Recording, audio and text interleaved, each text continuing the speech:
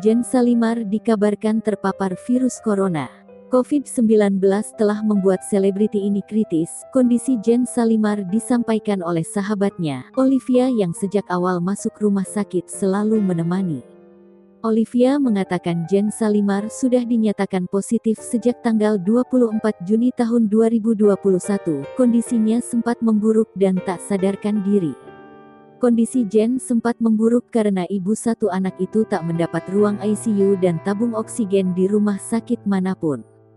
Kondisi Jen saat ini sudah sulit untuk berjalan dan perlu bantuan kursi roda, namun di beberapa rumah sakit sudah penuh.